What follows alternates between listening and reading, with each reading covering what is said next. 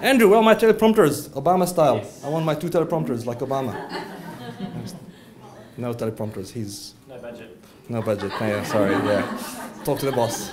Yeah, I would really like to thank, one person first is Marta, for not just for this event, because nothing from here, I'm like you, I'm just invited here today.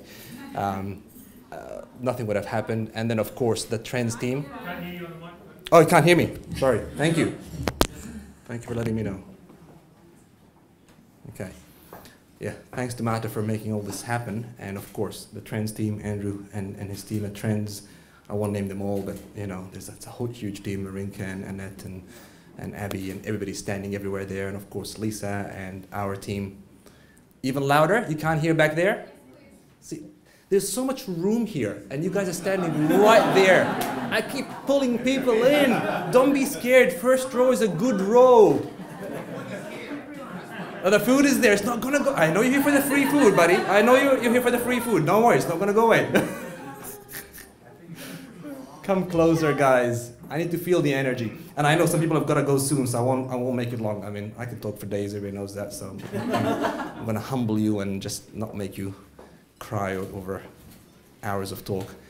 And really, at the end of the day, like I said, I don't know what to say now, because this has just been so humbling what we're going through in the last few minutes. The most humbling thing really is just standing here and looking back at this room, the number of people and all the different relationships that I've got with different people in this room, and the evolving relationships. But really what humbles me more is what I want to portray to people, what I talk about, and this creation of this new culture within the world. See, I'm just looking at this room, I marvel at the diversity of everybody here. This is the diversity of our new world, and the new cultures that are everywhere today. Yet it's all combined, it all comes together with the singularity of our soul's desire to aspire and connect. The whole point of the humankind, as diverse as we are, is to really, at the end of the day, connect together and aspire to become more. This is something we don't even have to try for. It's something ingrained in all of us. Unfortunately, what happens over time is people learn how to let their, I can hear it now better, right? Yeah. People learn how to dull their aspirations down. Sometimes intentionally, sometimes unintentionally, just based on what happens to them. I have so many things to say, but really, I want to keep it really short. The core message in the book, one, it's a real life story, and you've heard some of that before now, so I'm not going to repeat it, but it's a real life story with all its dramas and conflicts and struggles and successes, of course, because like Tim said, at the end of the day, it's the part that makes you go, wow, hey, nice ending, that really inspires you at the end. But without knowing what's in between, there's no point. It's not all rosy, is it? So yeah, it is a real story. Some of you know it, some of you have been through it with us, some of you don't, but when you read it, you'll go, oh, that's interesting. Because haven't we all been called lucky? I mean, you're all successful people right here. I can see just successful, beautiful people. Look around you. But haven't you all been called lucky at one time or another in your life? Oh, you're lucky you have this. Oh, you're lucky you got that. Oh, you're lucky you look like this. What on earth has luck got to do with it? I want to ask people. It actually happened to me at an event on Sunday. I went to visit a lovely colleague at his event, and we met another colleague there, and he was a newly graduated specialist. And you know, congratulations and how things, obviously very smart guy, very capable guy. Can we turn it louder for the people in the back? They still can't hear. A very capable guy, very young and aspiring and everything else. And exactly the same thing went. How are things going? Oh, it's tough, we're just starting up, you know, 2 days a week and da-da-da. And yeah, this specialty thing is a bit more difficult than I thought it would be and all these things. But you're lucky you've got it all made out.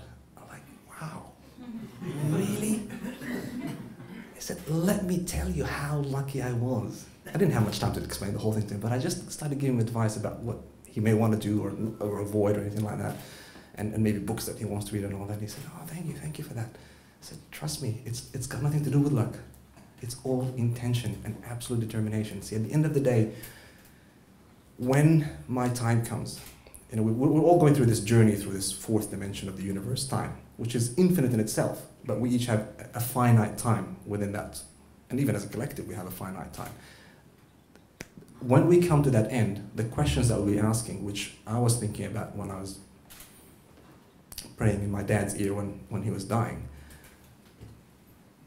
where will I, the soul of me, go after leaving this mortal world and body? Have I fulfilled all my dreams? Have I served well? Have I loved enough? Did I fix all my mistakes? Will I, the soul, rejoice or regret in eternity what I've done with my gifts that I was given during my lifetime? I was scared for him because I knew this was going through his mind while he was in coma. He wasn't dead yet, but he was definitely thinking. His mind, his soul was still there. And I was worried for myself when my time comes. What will I be thinking? Rejoice or regret? Rejoice is what I would prefer to make as a choice. But the choice doesn't come at the end. The choice comes now, when you can do things with your gifts. So it's our job and our duty to gift our gifts and share our luck with other people. If they think we're lucky, fine. Hey, you think I'm lucky? Come here, I'll show you how I got lucky. Let's mentor people. Let's help each other. Get rid of this fear. This whole propaganda, and this is where it comes from. Aspirations are ingrained in us. It's part of us. But this propaganda of fear, this messages, all these messages of, hey, preemptive wars and crises and the end of the world is near. Always fear, fear, fear. Like, dude, give us a break. There are good things that can happen, but they can't happen unless we make them happen. See, that's the point of it. I can say I care, and many people can say I care, but nothing will happen until we collectively start to care. I care, we care. Thanks to Dr. Asil for that. Until that we care mass movement happens, nothing's going to change. So yes, I can only change me, and that's where I start with. Personal leadership. I lead myself and my family and the people in my immediate circle of influence to evolve and prosper and become better and become happier, hoping that this will keep multiplying and we keep mentoring each other to get rid of this fear that really holds people back and holds everything back. Fear of each other, fear of failure, fear of success itself, fear of everything. Why are we afraid? Do you know why we're afraid? Because we don't know. We're always afraid of what we don't know. So how do you beat fear? Knowledge. Oh, wow. Increased awareness. Yes. Connections, linking. See, we need more linkers, people who can bring together people of all forms and shapes and cultures and backgrounds and colors and nationalities. And it's not our nation against their nation or our world against their world. We're all here representing the one superior race, the human race. Why don't we just do it together? The only way to do that is to overcome fear. And this is really my fight at the end of the day. If anybody asks me, so why are you doing all this? Because this is my fight. The fight in me is against human ignorance and apathy and tolerance and intolerance. I did say tolerance and intolerance, both of them. Because the fight is for knowledge, higher awareness, caring, and acceptance of everyone else. See, this word acceptance, it's very different to tolerance. To tolerate something means, I don't like it, but I'm going to take it for so long until I can take it no more. That's not the way I want to be treated, and that's not the way I want to treat anybody else. Don't tolerate people, accept them. Whole different paradigm. And that's the only way we can beat fear, but we can't have one or two people do that. That's why I want to create this movement, for all of us to do this together. As the great philosopher Muhammad Ali once said, in his shortest poem in the English language, me, we. Lots of me make we. And when we move together, I can only change me, and you can change you. But when we do it together, big things happen, and better things happen, and the world becomes better and better. So at the end of the day, I'll leave you with this. Hold on to your dreams. Make your dreams matter. Make sure you do make them matter, because, and desire them, because dreams never come true. You hear this, a man with a dream shall not be denied. Really? What do you see everywhere around you? If a man with a dream shall not be denied. That's not the way it works, my friend. The way it works is what I believe the truth is, dreams never come true by wishing, even in fairy tales. They only come true when strongly held with a desire in the heart and acted upon with a definite determination to succeed. Those are the 4Ds right there.